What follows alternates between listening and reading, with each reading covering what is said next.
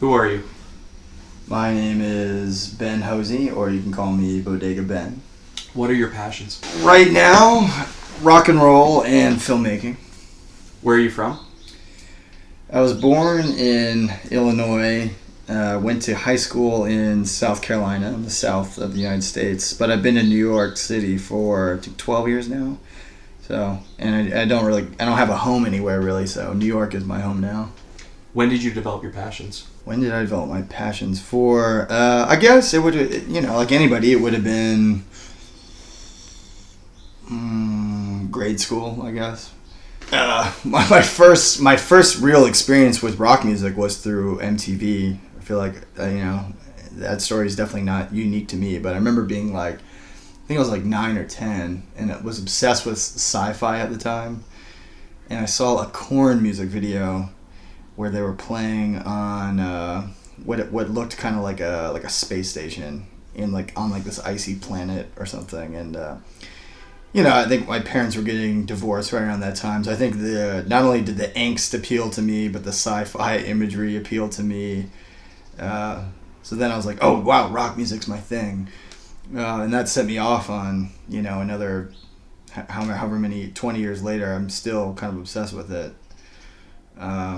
Filmmaking, I didn't really get into until I think I was like maybe 16 or 17. The movie that really kind of blew me away and changed everything for me was Weekend by Godard. Have you seen that movie? Mm-mm. It starts off with this title card that says, "This film was found in a dumpster," which is like a super punk rock gesture. And then it starts off with these cars being looked at from overhead, and one of the cars is all white, one is all blue, and one is all red. So it has this insanely graphic kind of pop art design where, it's not like he painted the cars, but he is clearly sampling things from reality, so he creates this abstract color field. I was like, I had never seen that before in a movie, or if I hadn't noticed the design in such a in-your-face kind of way. And then the movie was so passionate about wanting to destroy middle-class values that it just, it was everything I liked about rock music, but it was intellectually rigorous. There's a very erotic opening monologue where this woman talks, she's like reading from the story of the Eye and talking about, this kind of like orgy that she was at. And I remember that being like extremely turned on by that.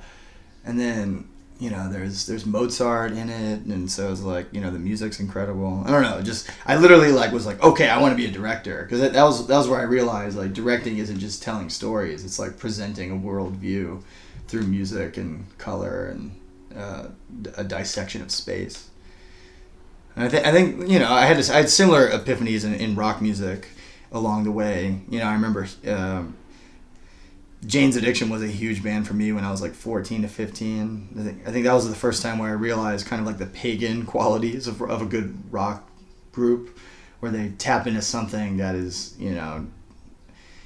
they tap into this almost ancient energy that just is very ritualistic. I mean, they had a record, Ritual de lo Habitual, but I can't tell you how liberating it was for me to see in South Carolina, to see these guys that are kind of like dressing up as women, singing about, setting the scene where they're like performing in a sea of candles, and they're like summoning these deities.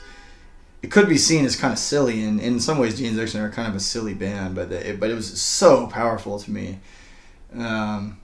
And then later on in college, I got into more like art rock kind of bands like Sonic Youth and Wire and things like that, and that kind of led me down the path that led to Bodega, because it was again giving me permission to think about rock music in a way of being much more personalized and sort of also philosophically and intellectually rich. There's a big I like things that are essentially populist mediums like movies and pop songs, but that have as much intellectual life to them as a good novel would, or something like that. You know what I mean? How did you evolve from the conception of your passions to where you are today? I remember the day I graduated from college, my grandmother, who's now passed away, I think gave me $1,000 as a graduation gift. And then the job I immediately got right when I finished school was selling comedy tickets in Times Square. I don't know if you've seen these people, but it's a very annoying job. You basically stand on a street corner and ask everyone, hey, do you want to buy tickets to this comedy show? And you don't even get paid a wage. You just make commission on what you sell. And then I graduated to doing the same thing, but for charities. It's like, hey, do you want to sponsor a kid, you know, who needs dehydration pills? You know, maybe slightly more rewarding than selling comedy show tickets, but it's also exhausting because, you know, 90% of the people walk by and say, fuck off, you know. So I was doing that. And then I was like, well, what do I really want to do? Because I had studied philosophy in college. And I was like, you know, I don't, you know, it was really rewarding to me. But I was like, well, what do I want to do now? And I read that book, Our Band Could Be Your Life, maybe right after I'd finished my exams and my thesis thing. And I remember thinking, oh, okay, you know, I'll make a record. I'll start a band. And I had a band already that I was drumming in with these two other guys. But I was like, I want to play my own songs. And so I bought a guitar. I bought like a Stratocaster and a couple pedals with that $1,000. And then that whole summer, I holed up in my room. I flipped, as a weird exercise for me, I flipped my mattress up on its side. And I was like, I'm not going to sleep in this mattress until this record's done. And I'll sleep on the couch or in a sleeping bag or upstairs. And one of the girls I was living with, I would sleep like in her bed sometimes. But, you know, it was like a very physical way of challenging myself. Like, this bed isn't coming down until I finish this record. So I set up I had a drum set at the time. And then I made this very... You'd laugh if you heard it because it sounds so much like 2009, which is the year it was recorded in. It sounds like Animal Collective or like very in that like chill wavy kind of thing. It's all guitars and drums, but it's very relaxed and the vocals have so much reverb on them and stuff. And I think that was also a product of me playing by myself. Eventually I got people to come in and overdub their own parts, but it was all like written by myself in GarageBand. So it's funny because I was thinking of it as like this very punk band, thinking about the Minutemen and things like that from reading Our Band Could Be Our Life. But I ended up making this like very like, you know, something that you would expect like a 21-year-old living in Brooklyn to make, like the most chilled out kind of daydreaming kind of record. And then I put together a live band and we called that band Big Fur. And I thought it would blow up and we'd be heroes or whatever, but, you know, of course it didn't really happen that way. Played some shows and we weren't very good, you know, partially because it wasn't a real band. It was like I just had put together these people to play these songs. Then I realized, okay, we got to like start from the ground floor and actually write all together. So then we did that for a couple of years and it just wasn't very good. Then we got to 2011 and I was like, well, you know, I've always wanted to be a filmmaker. You know, and I was obsessed with the Godard. Godard is a way bigger influence on my songwriting than he is on my filmmaking. Even like he just completely changed my worldview in a certain sense of you know, just how prolific and how much spontaneity and how much of his own thoughts he just pours into all of his work. I found it endlessly inspiring. So I was like, I'm gonna make a film. And I had a friend named Simon Liu who was really good filmmaker in his own right, and he was like, all right, if you're going to make a film, I'll be the cinematographer. And then I started interning on film sets, and you know, I got this job as an assistant to the director, which is not the same thing as being an assistant director. It's more like you just get the coffee and croissants for the director. And I learned about filmmaking in a practical way. I'd studied a lot of like film history and stuff in college, but you know, I had never been on set before. I didn't, even though I had studied like Hitchcock per se, and had been like, okay, like, you know, the almost mathematical rigorism of the way he will storyboard and photograph a scene. I had understood that conceptually, but I hadn't seen how that was done in real life. This might sound really idiotic, but it was mind-blowing to me to realize that the way scenes are shot, at least 90% of the time, is there's a camera that will is far away, we'll record everyone doing it one take for the master, and then they'll flip the lights, and then they'll move in close, and they'll get a close-up of one person, and then they'll get the over the shoulder of the other person doing it. So the actors have to do the scene over and over again while the camera moves around and captures it. Once I actually saw that happen in front of me, I was like, "Oh, that's how they do it." I was so dumb. I literally, I didn't know that there would be any overlap of the performance. I thought they would. Okay, you say your one line in this shot. Okay, we got it. Okay, then we move the camera, and you say your one line in this shot. Just so dumb if you think about it. But so I actually, when I made a movie, that's kind of how I did it. I was like, "All right, you say your one line in this shot. We know in the edit it's got to happen in this one moment." So then they would do it. So the movie ended up being really stiff. It doesn't have much life in the performances, but it's very, the montage in it is very sophisticated, and I was really thinking about people like Bresson and Hitchcock, of course. So I think it's like a super well-designed movie, and almost accidentally I stumbled upon this style where the acting is not realistic at all. It's very like mannered and non-naturalistic in a way that kind of made it more interesting. So, and, the movie was originally going to be 30 minutes, but we improvised so much and got so into it that it ended up being a full-length movie, or maybe like a mini feature. I think it's like about an hour long. And I had a similar experience with the record. I thought, okay, I'll put out this movie, for sure it'll premiere at film festivals and people will see what a unique thing this is, and then someone will give me money to make another movie, and I'll be this rock star director. I was 22, by the way, so I was very naive. Of course, I put it out. It got rejected from all film festivals, and everyone was like, "That was an interesting experiment," which unfortunately was a big money pit. I put a lot of, because we shot it on 16mm film, so I had to put a lot of money on credit cards to pay for the development of the stock. And I had an aunt who was really cool and ended up giving me a couple $1,000s to finish it. But so I ended up spending, something like $15,000 on this thing that nobody ever saw. So it's now on Vimeo, but I wasn't discouraged. I've never been the kind of person to get discouraged by anything. So I was like, no problem. I'll just make another one. So I ended up making another feature. This time I did it way cheaper, shot it all on DV tape. And instead of having a cinematographer, I just shot it myself. And this time it was totally different. I made it like a farce, like a slapstick kind of farce. Meanwhile, I had that Big Fur band kind of ran its course, and I was kind of burnt out on it, and decided, okay, well, I like all these songs. I know that they're great songs, and I think with just a different kind of band and a different kind of sonic approach, the songwriting could shine. So I started this other band called Bodega Bay, which is was a reference to the town where Hitchcock photographed the birds. So there's always been an overlap between film and music for me. And instead of getting good musicians, I got a lot of the people that I was working with my films on to be in it. I got my girlfriend at the time, Aiko Masabuchi, to play drums. And she played Mo Tucker stand-up style, or she would say taiko drumming style. This is like the Japanese drumming. And I got this guy, Joe Wakeman, who is one of my filmmaking friends, to be in the band. He didn't really play any instruments. He didn't even really sing for a while. Eventually he started singing, but he would just kind of like read text on stage and was kind of like a weird performance artist, almost hype man. He was like the Flava Flav of the band in the beginning. He eventually started writing his own songs and singing.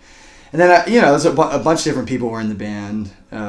This guy Tom played bass. This guy Jacob played guitar. This guy Josh Fu played bass sometimes. Madison, who's now in Bodega, would sometimes play with us, but I became good friends with him because he had this other band called Ennui that was kind of doing something similar to us in the sense that it was conceptual but also tongue-in-cheek. One of the key things about Bodega Bay and the films I was making at that time was that they were sort of philosophically rigorous, and they were sort of, the songs and the films themselves were kind of morality plays. I can't help it. Anytime I make something, maybe because I was always so interested in moral philosophy, I like teasing out the ethics of any kind of situation. And I realized Madison was doing the same thing in a different way. He had a band where he created this fictitious character, and he would be singing about things like gentrification, personal branding, and unpaid internships, and these like things that were like very taboo to talk about in Brooklyn because nobody wanted to acknowledge the kind of grosser things that we were all having to live through with social media and everything like that. And his band was very misinterpreted, and people couldn't see the humor in it, and they just thought he was an asshole. and to their credit, he kind of lost the plot a little bit, and it was like, if you wear the mask long enough, you'll become the thing. So, he broke up that band, but we were really good friends, and he tried to start like a little collective of musicians called Capitalist Records, obviously a play on Capitol Records. And so Bodega Bay was a part of that, and and so there was a huge gestation period in my mid-20s where almost overreacting to the big artistic failures that I had in my early 20s. I was almost going so aggressively in this silly direction of being so irreverent of like, I dare you to take what I'm doing seriously, which I made this movie called Lion's Den, which is just a total farce, total slapstick, kind of almost a throwback to sort of screwball comedy kind of mentality of filmmaking that just isn't done anymore, because naturalism and psychological realism is the de facto mode of storytelling nowadays. There's maybe a few exceptions. You can only get away with stylized acting if you have extreme stylized mise-en-scène or sets, maybe like like a mainstream example of that is like a Wes Anderson or something like that. But even that's pretty naturalistic in the way that the performances are. And I can see now with a little bit of hindsight that I was, there was a lot of anger behind this gesture of extreme. There was anger behind the light touch of Bodega, both Bodega Bay and that Lion's Den movie, which in my mind are kind of really similar to me. So then what happened? Bodega Bay broke up. I had a very change of personal life because I went through a big breakup, and then I started dating Nikki, who was in Bodega Bay in about the second half of that band. We started the band together, and then I kind of was like, okay, I'm gonna make stuff that will be a little bit more personal. And of course, Lion's Den was completely personal, and Bodega Bay was personal, but I think it was hidden behind so much metaphor. I was like, I'm just gonna put myself out there more. So Bodega Bay evolved into Bodega, and became much more just the songs are much more up front. They're not hiding behind anything really. Even there's still some of the comedic touch in it, which is so important to me. But it's less just that, And then I made this film that I've been working on for the last 3 years, almost simultaneously with Bodega, called Private Chat, which is in some ways feels like it's almost like my first film, even though it's my third one. Because this is the first time I've really I've honed in my process enough. I'm not copying anyone anymore. I feel like I have a certain way of studying human behavior that I feel like is, I've figured it out. Obviously you never stop figuring it out, but I feel like this is the first film I can watch and be like, oh, okay, this is Ben. You know what I mean? It's not Ben play acting at being Bresson when I'm 22, which is there's kids all across the world right now in film schools trying to do the same thing, and it's beautiful.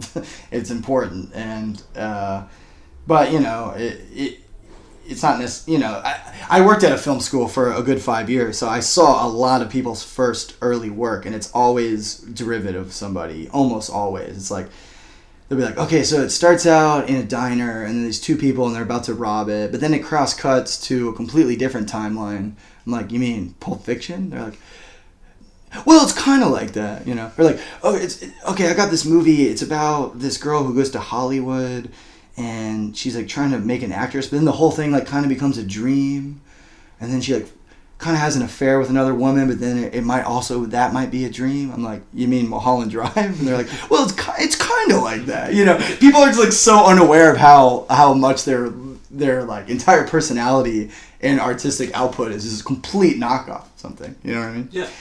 So many bands have that too. Okay, we got this band, and it's something that people have never heard before, but we're gonna have funky bass lines, and the lead singer is gonna perform this kind of autism, and we're gonna start the show where I'm gonna come out and I'm gonna hit play on the tape recorder, and it's just gonna be a drum beat, and the song's gonna be about a serial killer, but it'll be really catchy. It's like, you mean the Talking Heads? Well, I mean, it's kind of like that, but no, it's no one's ever done this before. That's where we are now. So we've had this band Bodega for, I guess, 3 years, and it started out with me, Nikki, and this woman named Montana, who doesn't play with us anymore. She's doing other stuff now, and Madison originally played bass, but then he moved to guitar. Madison's kind of like, he functions as our arranger.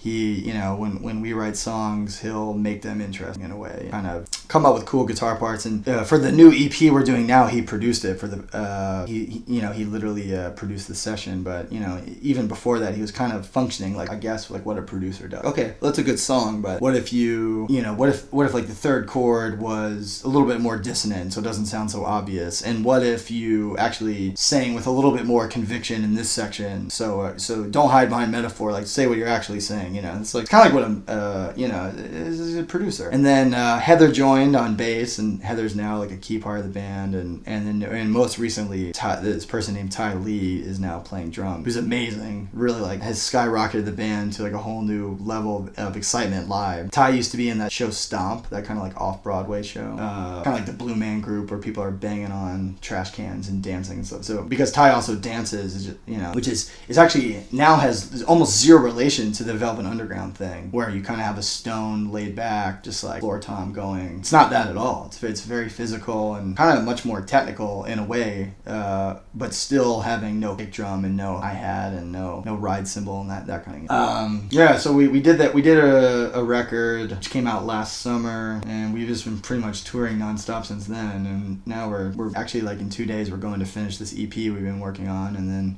we're gonna have to figure out where the band will go next. We're kind of in a reflection period now, and also starting to write again. And then hopefully my private chat, my movie, will come out next year, or in early 2020. And then whether that will be a failure like my other films or not, I'll still make another one. I've already been planning another one, and I'm still gonna keep making records. I've always had the philosophy of quantity over quality. I feel like maybe it's because of like the myth of things like the Beatles or things like Orson Welles. People have this idea that when they're 25 they need to make a master, and that if their first thing isn't incredible, they're a failure. And I've seen a lot of people try to do things, and then if it doesn't work out well, they erase it from their own personal history. They'll take down all their songs off the internet, or they'll never show their movie publicly, and they'll pitch every new idea they come with as their first thing, because there's such a romance around the idea of a debut. But to me, that's just not realistic for how art actually works. Anything that you make is built off of a lifetime of experience. And I think it's interesting to have all the failures available out there, because I still really believe in some of my early recordings, and I really believe in my early films, so I made them for free and just put them online. And I understand that they're not going to work for a majority of the public, but for the people who do stumble upon them, maybe it'll inspire them. I feel like an ambitious failure is almost more interesting than a well executed, just kind of bland thing. Well, it's definitely more interesting. I think saying that out loud, I proved it. You know what I mean? Like, I'd rather watch somebody's first film where they're really going for something idiosyncratic and it just doesn't, the story doesn't quite work, the design of it's kind of clunky, the acting is kind of bad. But if there are a lot of ideas there, it's going to be way more interesting than just seeing your run-of-the-mill thing that's like hitting all the right beats and everyone's kind of phoning it in. So, everyone out there that's listening to this, I encourage you to own your early work.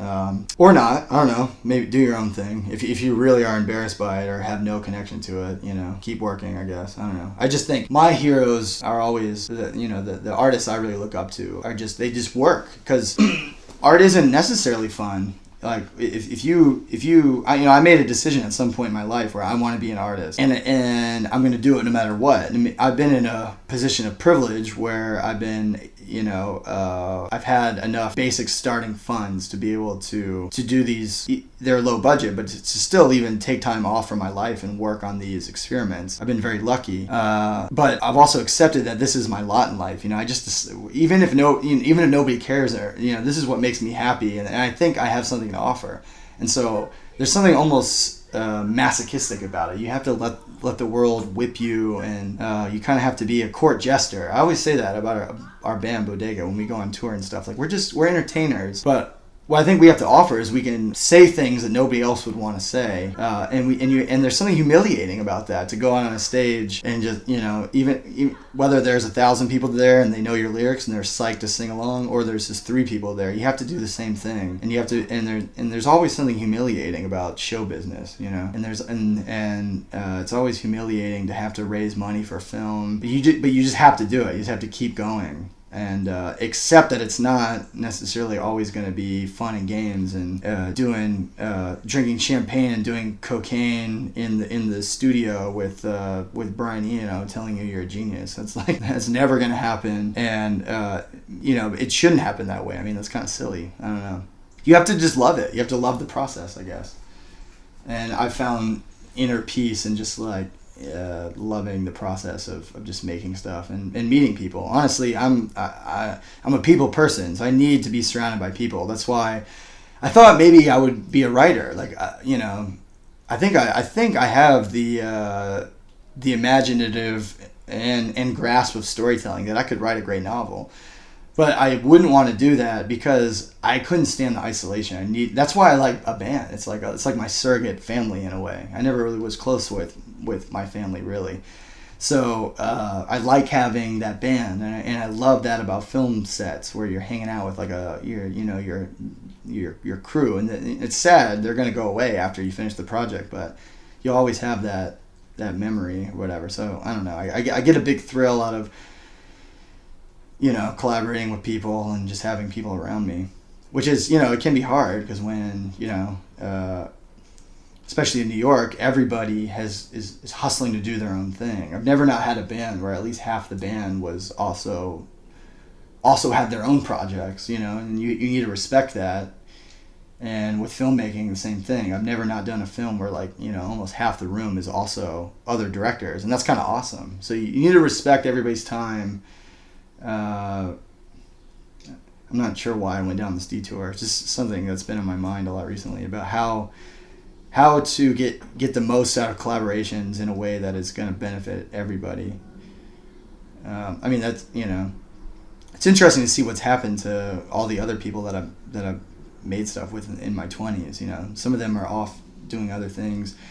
Some of them just stop doing it after a certain point. I think they realize, maybe this lifestyle is not for me, and then maybe they end up doing something maybe a little bit more what they see as more valuable, going into public service or I don't know, just raising a family and that kind of thing.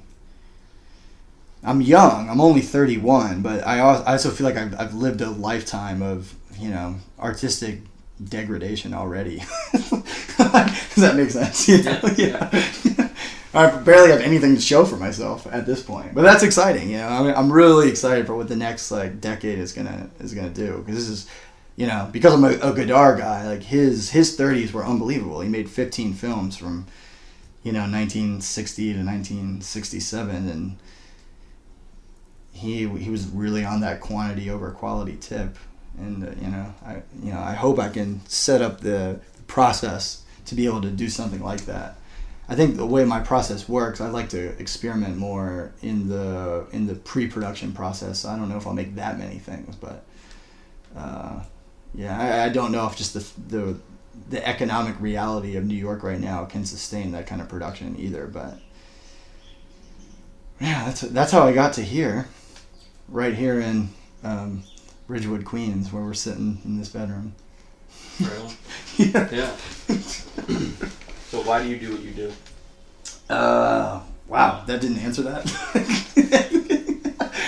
I don't have a choice. I mean, it chose me, I always say, I've been lucky in the sense that I never had any doubt about what I want to do. From age, 17 or 18, I was like, I'm going to be a songwriter and a movie director. And that's it. I've never had any wavering doubt. If I have any doubts about myself, it's maybe I should focus on one more than the other. And it's now that the band has kind of taken off a little bit, and I'm actually getting not a boatload of money, but enough to pay my rent at least temporarily, to go out and play shows and make records and stuff. I'm like, well, maybe I should really focus on the band. But then I'm actually, the last film I made, I think, is really special. And for the first time, I worked with a really great cast. And, you know, sometimes I'm like, well, maybe I should just be a movie guy. But the truth of the matter is I need both of them. And I think, you know, the grass is always greener. When I'm on tour, sometimes I'm like, man, I wish I was at home working on a movie.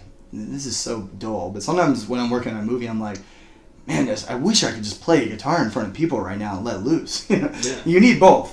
For me, yeah, I would love to. My dream of a life would be to be able to do something like be able to make a record and tour it one year and then make a movie the next year and just kind of bounce back. So there's always a new movie and a new record like every 2 or 3 years. That would be that would be like just absolute pure happiness for me. And I'm actually pretty close to having something like that, sort of. But yeah, there's never any choice. Like, I'm lucky. I have a lot of friends that are like, I don't know really what I want to do. I'm in a band, but I don't know. It's not really that fulfilling. And maybe I should, you know, go into this line of work or whatever. For whatever reason, I've been lucky enough or stupid enough to just like never not know what I wanted to do. So you followed up Endless Scroll with Witness Scroll. Mm-hmm. Where was that decision to put out a live album instead of, you know, another EP or another album following that? Well, there wasn't a decision. I mean, like so many things that happen in the band world, they just happen, you know. So we didn't even know those shows were being recorded when we did a big round of touring last summer. So we went to South by Southwest, and then we did some dates opening for that band Franz Ferdinand, which was really a wild experience for us. And then we did 2 tours in Europe and 2 in America, and they were all just kind of all happening at once. And so some of the shows were recorded, but we didn't even know they were being recorded. And then when the album was coming out, Kevin from What's Your Rupture Records said, why don't we put out a live thing that'll be like a bonus for the record. So it was like a little CDR that came inside some of the early editions of the record. And I thought it would be fun because a big theme of Endless Scroll is witnessing things. So let's just call it Witness Scroll. To me, it's not so much a musical experience as it's kind of like a punk rock field recording. You know, it's almost like you wouldn't necessarily throw on that record to hear the best versions of those songs. You would throw it on to go be transported to that time and place of last summer. It's funny too because I was. One of the big struggles I had initially when we first started touring a lot was our songs are very vocal heavy. You know, basically my mouth is moving for an entire 65 minutes of our show. So I would be losing my voice a lot, especially with the amount of beer I was drinking. And I've since figured out how to do it. You to warm up my voice and to put throat lozenges in your voice. All singers out there, you know, everybody has their own unique struggle of like learning how to not throw out their voice. It's funny, Andrew from Parquet Courts was going through a similar thing last summer when we played a few shows with them. He had to completely stop drinking, not because he had any kind of substance abuse problems, but for his voice. Because their new record was full of songs where he had to really almost become like a hardcore singer. And then also sing another 2 hours worth of songs. So his voice is getting completely shredded. But the reason I'm telling this story is I had lost my voice in the show that's on Witness Scroll. So you can actually hear in real time my vocal cords being like shredded. So it's not a very flattering portrait of my singing. But it's kind of super interesting to all of a sudden hear myself sound like Tom Waits in the middle of a song or whatever, you know. But yeah, I guess certain people out there wanted to hear it that didn't get the initial version, so we thought, well, let's just throw it out on vinyl. It was kind of a thing that we just took on tour and we're selling to people and stuff. I don't know. It's a pretty cool document. We also improvise a lot during our live shows, so.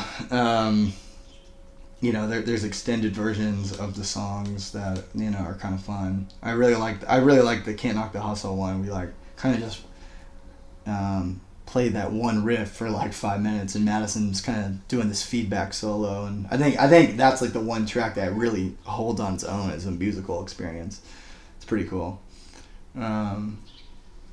Yeah, so there wasn't like a plan. It wasn't like we're gonna like put out a live record. I'm a big fan of a lot of bands like Grateful Dead who actually, their live albums are more interesting than their studio output. One day I'd kind of like to do something where we maybe record more of our shows and start to curate, because I do think we've gotten really good as a live band, much better than we were during the Windows Scroll time. Only 1 year later, it's like astronomical how different it is. Part of that reason is I think that was right when the band was making its like world debut in a way, and at least I can't speak for the rest of the band, but for me, I thought every show had to be like super, almost violent in its intensity. So I was like yelling a lot and like running around the stage and just like almost like that feeling of like me, look at me. Because after like, kind of like going back to what I was saying 5 minutes ago, after 10 years of gestating in the womb of Brooklyn, I was like, wow, this is my one shot to really like let the world know what I have to say. And I look back on it, it's only been a year, but it feels like a lot longer than a year. I'm like, why are you so stressed out and so pissed off sounding, you know what I mean? Obviously there's anger in our music, but it's more like, it's not an anger at the audience.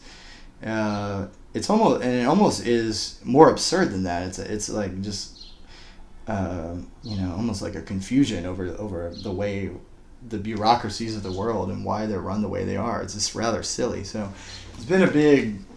Now our shows, they probably. I mean, this might sound super silly. You might, if you saw us a year ago and you saw us last week, you might be like, wow, the shows are actually really similar. But to me, they feel night and day. Emotionally, it's very different now. It's more. There's more control over it, and I've actually gone out of my way to sing where I would have shouted in the past. I really do like the talk approach in a lot of our songs, but these days I get more out of singing a melody in front of an audience than I do yelling at them. I think that's after you play a lot of shows, you realize that there really is value in a melody. You know what I mean? Yeah. So, hopefully we'll do another live one soon and people can compare and contrast. And maybe people will be like, they were never as raw and wild as they were on Witness Scroll. There's always going to be somebody that wants that from their bands. And there's always going to be people that were like, I was there in the beginning, it was never as good as that. And you know what? They might be right. But, we're going to keep changing. Yeah. So, for those that don't know, after Bodega Bay broke up, you had a couple like rules and like an ethos that you wanted to follow going forward with Bodega. Can you recount those? Yeah, sort of. So me and Nikki sat down, I think like the week we started the band, and we drew a chart. And on the left-hand side we were talking about Bodega Bay because that was the band that had just broken up. And we wrote on the left-hand side everything that Bodega Bay was doing that we really, really liked and want to keep doing. And everything on the right-hand side were things that Bodega Bay was doing that we just didn't want to do anymore. Almost as a way to refine it and make the band have its own unique identity. So it was very, and it wasn't just one meeting. We thought about this a lot. And so things that we liked were, we liked the philosophical element of Bodega. We liked the performance art aspect of the shows. We liked the humor that the songs had. We liked the theatrical presentation. We're not the kind of band that just is going to show up at the show wearing whatever we wore to our day jobs that day. We're going to show up dressing all in not with uniforms, but it's going to be, we're going to try to look like this almost fantastical version of ourselves, and we're going to really put on a show. There's going to be a lot of stylization to it. And we liked. So almost more important is what are the things we didn't like, because it's always good to start with the negative in a way. So a big part of Bodega Bay was glam rock. We would kind of dress in these like super outlandish, almost like vaudevillian outfits, and a lot of that was Joe's influence. So we were like, we don't want to. I like glam rock a lot, but I just thought, I don't know, I don't really want to do glam rock anymore, because I think it actually. It masked some of the seriousness of the themes of our music, where people just saw it as this like circus kind of thing. So I was like, all right, let's get rid of that element. There was a certain kind of like sugary popness in Bodega Bay that was, a lot of the songs I was obsessed with the Beatles at the time, so they would be almost, these like super, almost bordering on twee kind of melodies. And I thought, I still really like songs like that, but for Bodega at least, I wanted to get away from that because the seriousness of some of the things we were singing about, I feel like needed like a more sobering sonic palette. And then when Madison got involved in the band, the rules expanded even more. So he was like, okay, you shouldn't be playing, major open chords, which I still do, despite those initial rules. Just because rules will only get you so far. Eventually, you have to go back on them sometimes. But we got really into creating like really specific guitar rules, like only harmonics, and for the rhythm guitar, chords voiced with just the 1 and the 7. So like, instead of having the 1, 3, 5 build up your power chord, you just do 1 and the 7th, and then maybe an open drone note or something. So it's like those are pretty stock tools of rock in the past like 30 years of how you create like a more interesting guitar palette. We're not, we didn't completely make this stuff up. Also having like the bass do the chord progression where the guitar just drones on one note. I mean, people were doing that in the 60s, but it's a super powerful trick. And not, you see a lot of bands that don't do that when the guitars will do the chord changes exactly with the bass.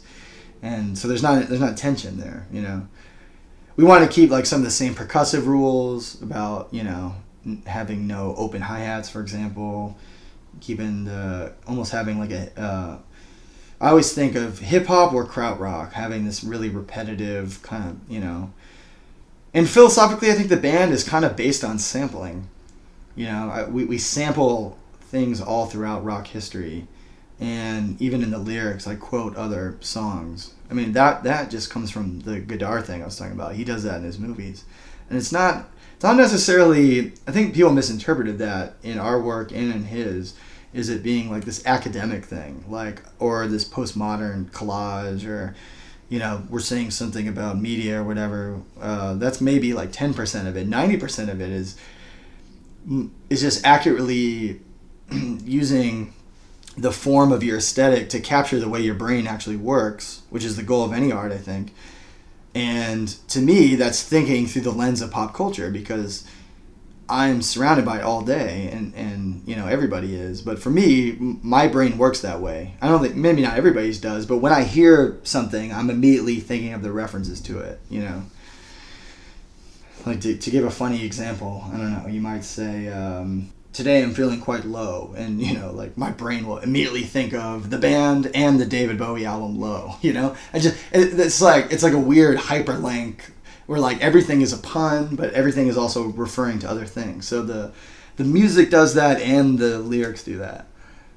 So that was a big part of the strategy that we wanted to carry over.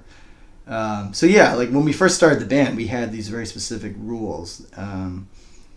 The bass had its own kind of rules, like we wanted those rolling, all downstroke bass lines that make me think of Kim Deal or Peter Hook or something like that. I just really like bass lines like that, and we since have broken that rule. But it's just cool to have like a starting point.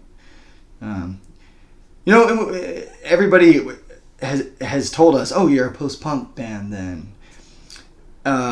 Which I guess is true, because we're using the vocabulary of a lot of those post-punk bands, but more so than using any of their sonic vocabulary, we're using their conceptual vocabulary. The reason I'm endlessly inspired by those initial bands like Wire and the Minutemen and Mission to Burma and things like that is they were thinking about art like how a fine artist thinks about it, or a contemporary one would, where it's what are my materials, what is it that I want to say, and what are the rules that are going to allow me to create this thing. It's just really fun and exciting to think like that. And I think every band actually thinks like that.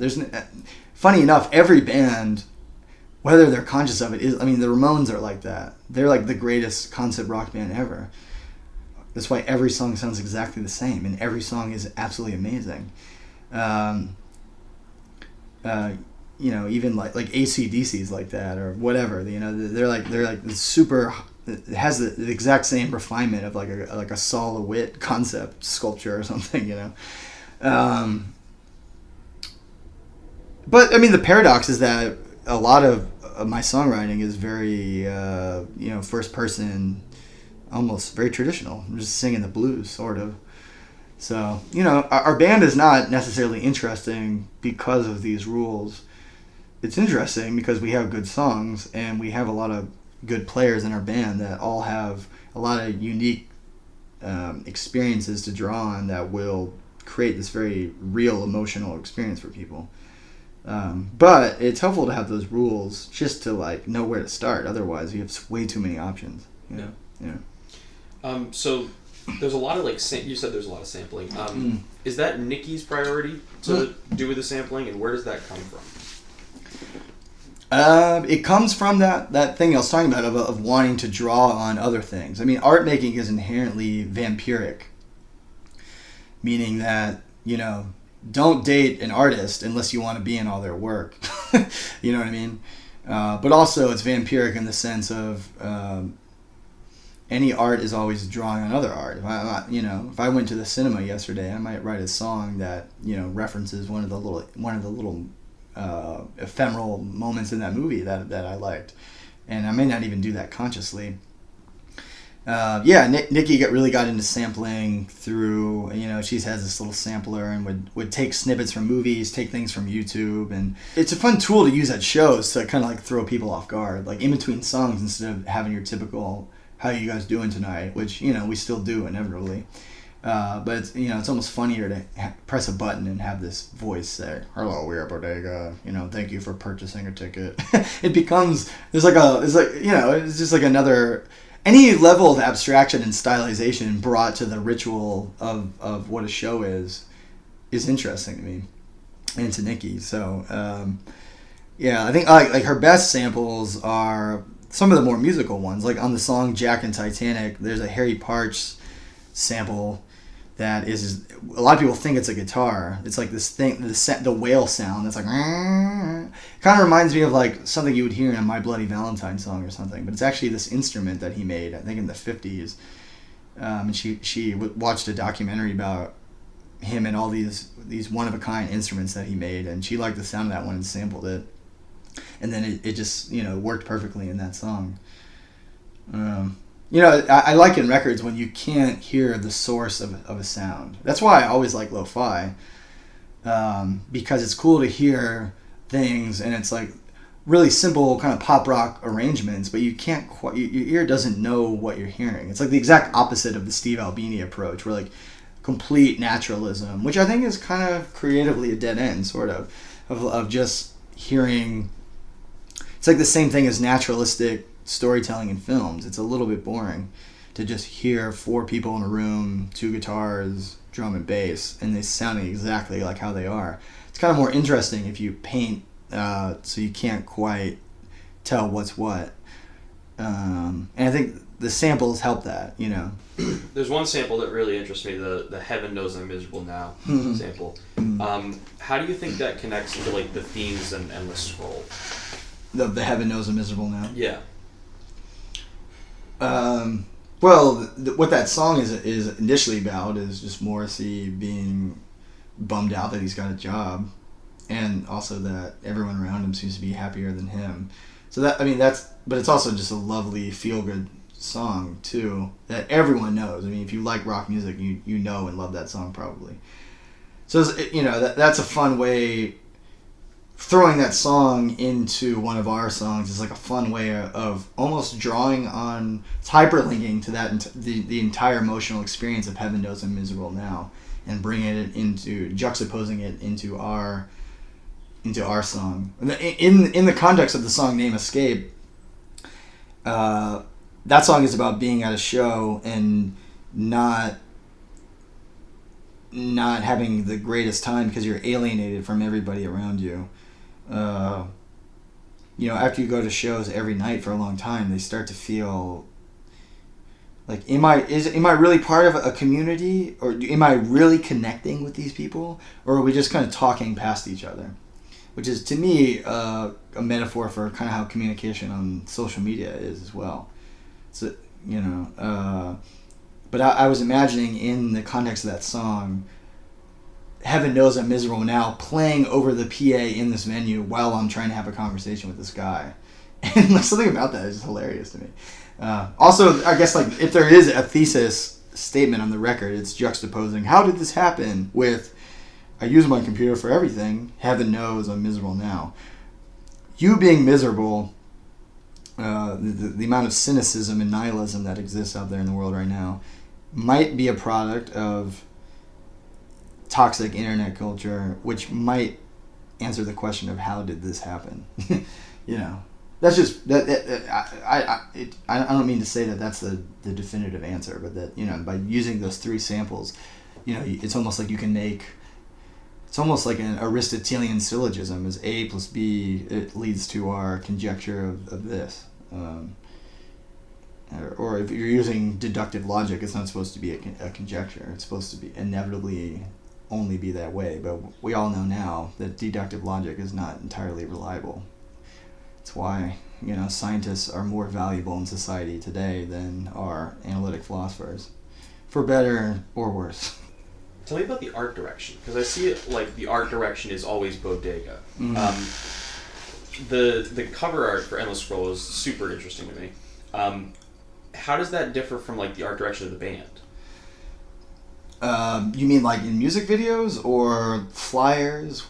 Like the whole like aesthetic of the band. Like if you're taking like a direction, is that something that you guys all agree upon, or is that something that it's Bodega's direction, I guess? And yeah. Well, a lot of that is Nikki. I mean, her role in the band is art director. But she'll show stuff to Madison and Heather, who are also really good at graphic design stuff. And so she gets a lot of feedback about, no, I don't like that. Or, yeah, this is a good direction. Let's refine that a little more. A big thing for Nikki is she likes things that are handmade and likes things that are, like, tangible and not super stylized and maybe sort of... from a different era in a way, but commenting on contemporary things. So like that would be the album art. It's like that screen doesn't look like the screens that we look at all day anymore. It kind of looks like a 90s Windows clip art idea of what a computer is. It's also that's a reference in itself to the sculpture she really likes at Storm King. Where it almost has this impossible physicality of how it's structurally leaning like that. But she actually made that thing. It's like a paper mache thing with like an LED screen in it, and then that's an actual physical space. It's not a painting or something made in a software, and then it's just a photograph of it. And obviously it's photoshopped to enhance certain qualities of that picture or whatever. But so in the music, Nikki directs all of our music videos too, and she's kind of a lot of them are kind of like set in that world of that Endless Scroll picture, and she does the graphic design too. Yeah, but I mean, that's kind of why we called the band Art Rock, is that we wanted everything to. There's an art component to the band too, a plastic art component, which is her. I wish you were here to talk about it because she's the one kind of who spearheads that. That's her biggest role in the band, really, more so than. And she has songs as well, but it's almost whenever we're working on stuff, I'm like, all right, well, I want to write the songs. You deal with the art stuff, Mm-hmm. I'll say whether I like it or not, but it's like. But that's her role. Okay. So there's like a scene in Brooklyn or this kind of area, I guess. That's It's kind of rocky, kind of art rocky. I guess some contemporaries with like parquet courts and Double Tools and like those kind of labels. Absolutely. What's your Rupture? Yeah.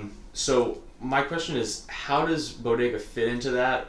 And did you see that scene kind of rise up and you say, I want to be a part of that? Or is that something you just were already inside of? No, like for example, when we were doing Bodega Bay, I knew of the Dull Tools kind of scene in a way, only as a fan though. I really liked that band, Future Punks, and some of the other bands, Pill, who actually just broke up like a week ago, which is kind of a bummer. But and of course I like Parquet Courts and stuff, but I wasn't. I was just a fan. In fact, I used to write letters to Chris and Andrew. One time I gave Andrew a letter at a show, and one time I wrote an email to Chris, and never was returned, not out of any maliciousness. It's something like, Chris has teased me about or whatever. He's like, I was like writing, I was going to send you an email, and when, just typing in Bodega, like that came up in my history, and he's like, it's pretty like hilarious how earnest and sweet your letter was, and it's like funny that I actually found you independently of that, probably for the best a couple of years later. But there's so many different scenes in Brooklyn. I mean, there's not any one scene, even in just punk bands. There's like 2,000 scenes, and they all kind of overlap. And I was definitely part of a very specific scene. It was like a little cosmos of maybe 75 bands, many of whom have now broken up. I always kind of wanted to be part of a scene, I guess. But the truth of the matter is that things change so fast in New York that you're never really a part of a scene for longer than like 6 months or something. A lot of the bands that have managed to stick around for a while, probably most of their peers are doing something else. But what's cool is like right when Bodega started, and maybe because our music was constructed in such a way that it was more kind of in line with some of those other post-punky bands. We immediately became friends with a lot of them, and I think we played with pretty much all the Dual Tools bands and stuff, and for a while we thought we were going to put out our record on Dual Tools, until we got offered a label that could actually help us tour. So Dual Tools is so DIY that they're not able to pay their bands anything, and we wanted to be the kind of band that could tour the world and step up our production to a certain extent. So yeah, I don't know.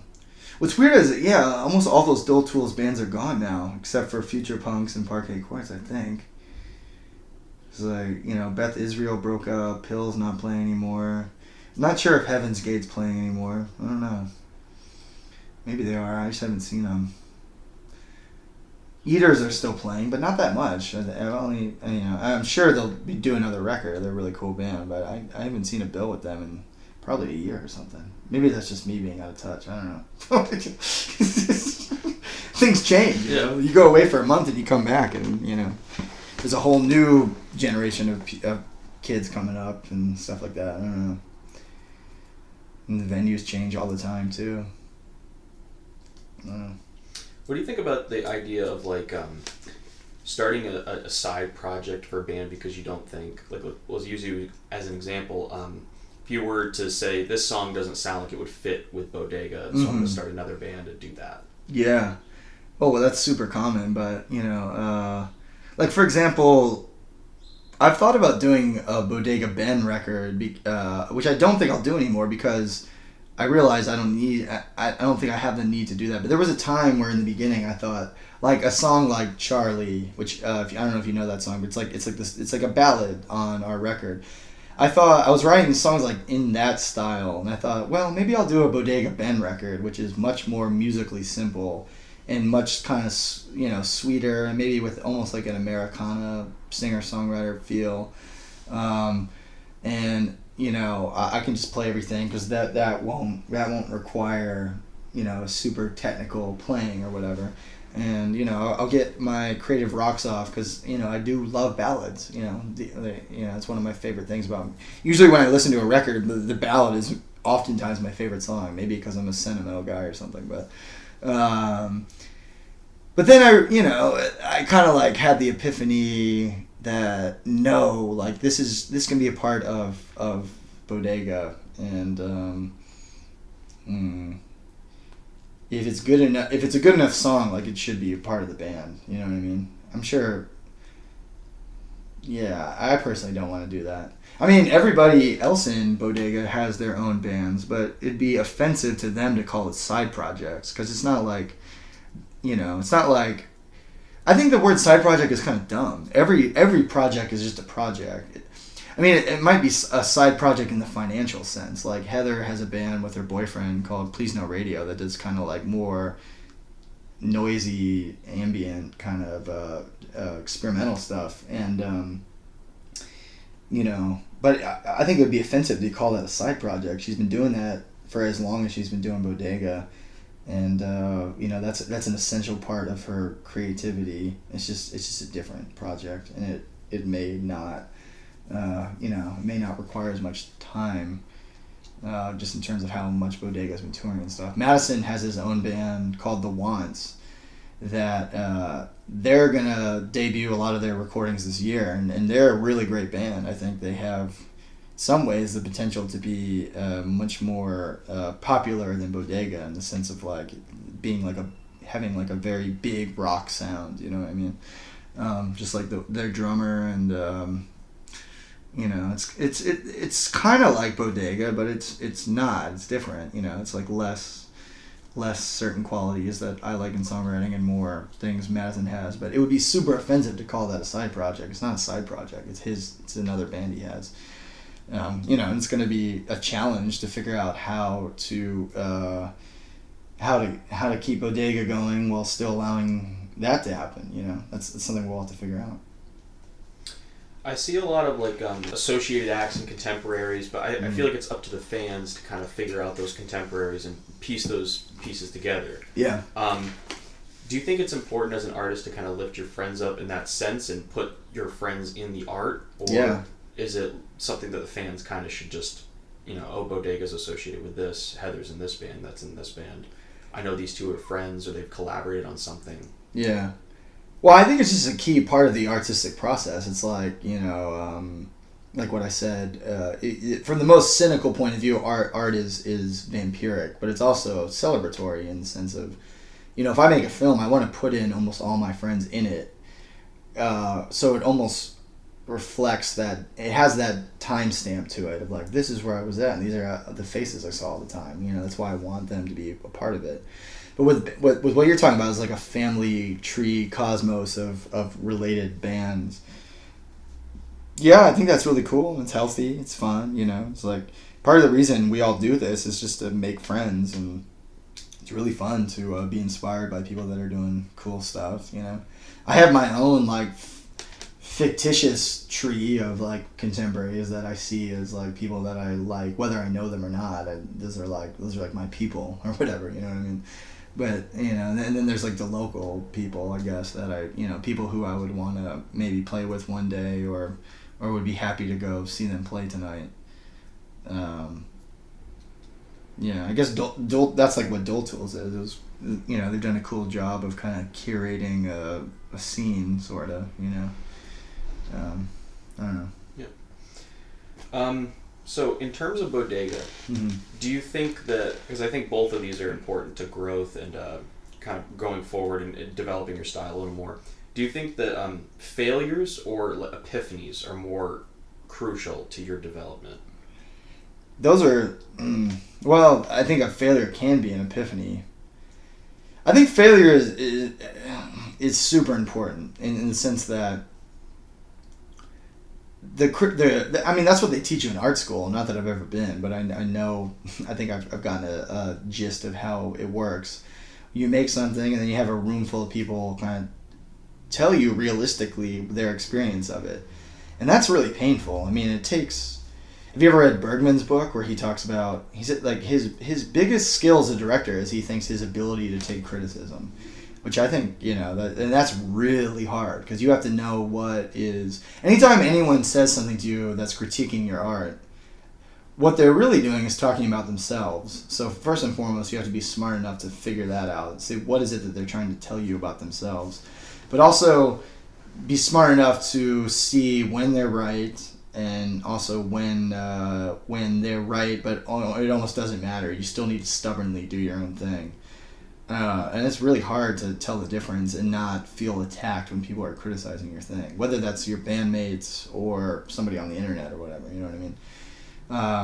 But personally, making things that were, I guess, were failures was beneficial to me, I guess, and that it taught me what not to do next time. And also, it's almost inspiring in the sense, because you get that that thing of, well, I'll show them, not in a mean way, like you're gonna like destroy some, not like I'll show those fuckers when they see like when I'm winning my Golden Globe, and it's not that. It's more just like, well, I'm gonna keep doing this, and then maybe they'll go back to that early stuff, and they'll eventually see qualities, the earnest qualities, and they'll see what they weren't able to see the first time around, because now they'll have more faith in me as an artist, But epiphanies are so important too. I remember, I can think to certain epiphanies I've had in my life where it just like hit me of like, oh wow, this is actually how you do it. But it's rarely that romantic. It usually happens over a slow, gradual time that almost you can't even detect the change. Like I bet if who Ben was 2 years ago were sitting in this room right now, he would probably totally disagree with a lot of things I'm saying. And I don't feel that different than I do 2 years ago, but I probably am totally different. You know what I mean?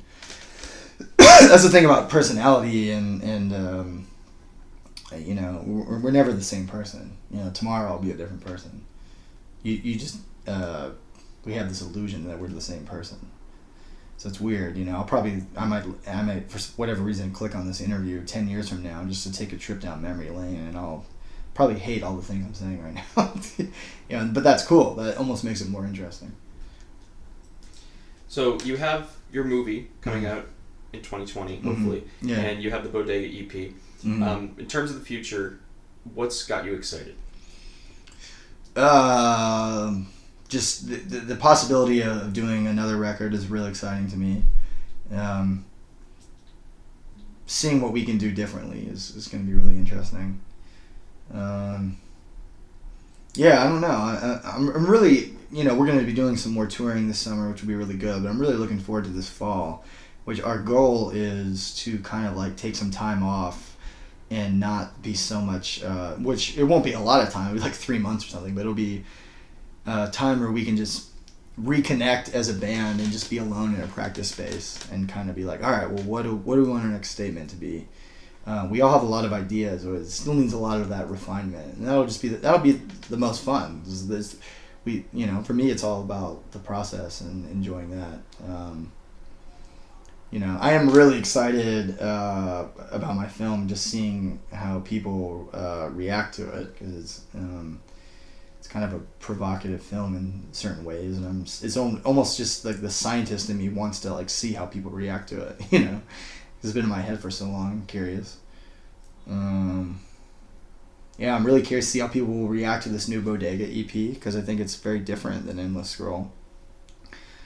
It's like, I don't know. I'm not curious how they'll react in that Roger Ebert style of 2 thumbs up, 2 thumbs down. Not that he wasn't a really interesting writer if you read his books, but that like knee-jerk reaction that a lot of the internet can seem like this is good or this is bad. That's not interesting. It's more interesting to almost see how the thing will take on its own life of its own once it's out in the world, which will change us as people. And I don't know. It's weird when you only have one album out as a band, because that's just, that's what people think you are, but there's so many, that's just one facade of the structure that you've presented to the world, but there's all these other hidden things that we all know as a band, but that other people don't know yet. And, we need to do the work and do the carving out to present those aspects or whatever, but, so it's exciting. I don't know, Well, thank you very much for your time, Ben. I really appreciate your perspective. Thank you. Yeah.